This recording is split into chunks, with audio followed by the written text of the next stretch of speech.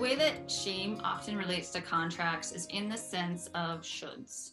So, Angela, you mentioned this earlier about the should contracts, and we don't even notice when we're saying, "Oh, I should do that," or "Oh, I should be taller, or sillier, or thinner, or smarter, or faster, or on time more, or more productive." Oh my gosh, so many shoulds. Yes. And it's funny how often they're asking us to be something that is literally impossible, right? Like, oh, I should be perfect. What? Perfect. It goes right to what a lot of people talk about with imposter syndrome. I'm like, I'm not good enough. I should be, but I'm not, or I'm pretending and I'm not really there. That's kind of tied in the shoulds as well, I think, a lot of times. Yeah. So if you notice yourself saying shoulds, take a moment, look at that, and ask yourself, what is the contract underneath this? Like, what is the contract that this should is stemming from? If you can write that down, then you can burn that contract. And who knows how that could change your perspective, your behavior, your sense of contentment with yourself. And I would offer, this is an imperfect activity. It's a messy activity, and that's okay. Because I know for many of us, we have that perfectionist. I won't get the right words. That's not important. Your inner soul knows what it's talking about with whatever you put on that page. This is not a moment of perfect articulation. Yeah. There's no genie who's going to trick you on the other side because you didn't say it right. There's no worry of that, because you can also do it again and again as you need to, or as it feels comfortable. You'll find that you do a contract, you burn it maybe a couple of times, you're feeling lighter for it, and then it creeps in another way, in like a slightly different version. You burn that one too. Like that's a lot of these really dearly held personal religions, if you will, I often call them, identity level beliefs, don't go away with a single burning. Right? You might have gotten an aspect where you've gotten clear that doesn't serve you and you burn that contract. But dearly held don't go away overnight. Sometimes it takes a while for us to do that. For example, intellectually, I know I am not perfect. I don't really even want to be perfect. But when panic flocks in a little, when I'm doing something and I'm not at the level I think unconsciously think I should be, I still get that jab of shame and panic sometimes that I'm not doing it well enough. And it could throw me into a spiral. And I've burned some contracts around that, but a different thing will trigger it and you come back around. Yeah, it's really a spiral of working with it. You're uncovering different layers in your life, different layers of experience and of those contracts. And so as you uncover different aspects of these contracts, you can see a little bit more, almost as if you are excavating, right? And you're excavating, you come to the bedrock, you're like, oh, hi, I'm not going any further. Oh, there's an inscription here. What does it say? That's right. I wonder what happens if I burn it. Oh, now I can see a little bit more because I burned a contract.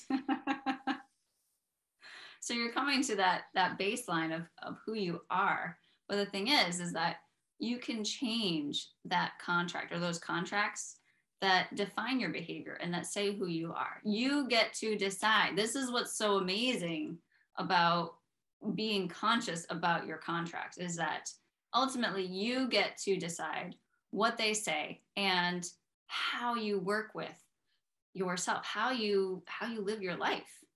So if you have had a contract up until now that says I should be perfect, and you're like, wow, this is really not working for me, you know what would be amazing is if I had a contract that said I accept that I'm going to do the best that I can with the resources that I have with every project and every situation, and that my best is exactly what's needed for this project.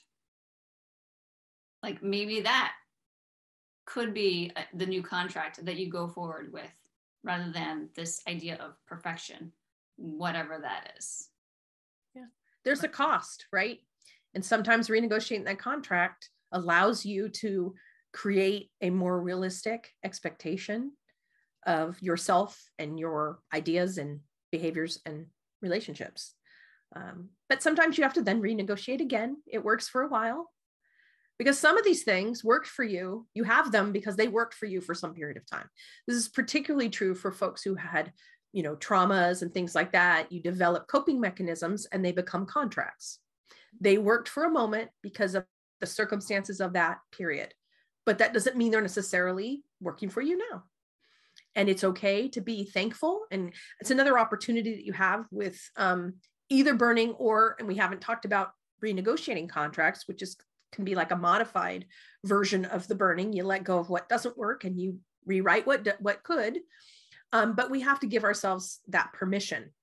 I was in somewhere years ago and someone made everyone write a permission slip to themselves about whatever it was they were trying to rework.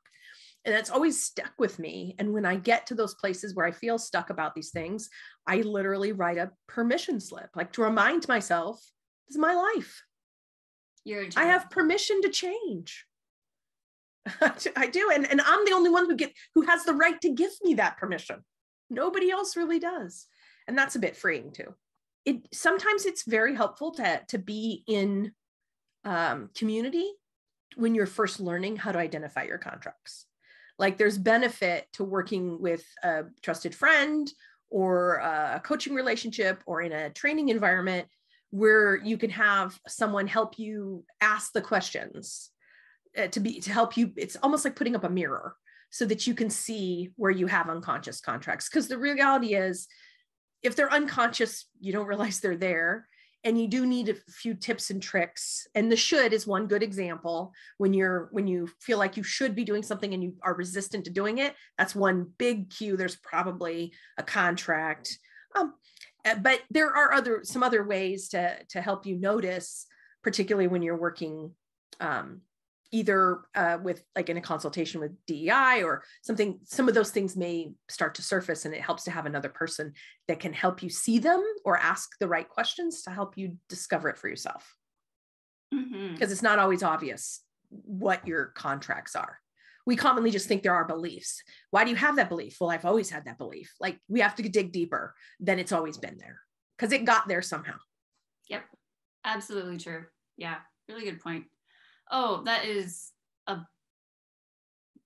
a big piece of work, is to learning to recognize when you're working from a contract and being able to understand, oh, this behavior I'm doing is unconscious because it's related to an unconscious contract that I agreed to, like, who knows how long ago. So becoming aware of that, you're just becoming aware of yourself. It's working with your emotions is totally an awareness practice. You are waking up to yourself, your actions, your behaviors, and those emotions, those thoughts, those contracts, those beliefs behind those actions and behaviors. Well, and I would offer that your emotions actually are a wonderful gateway to noticing your contracts.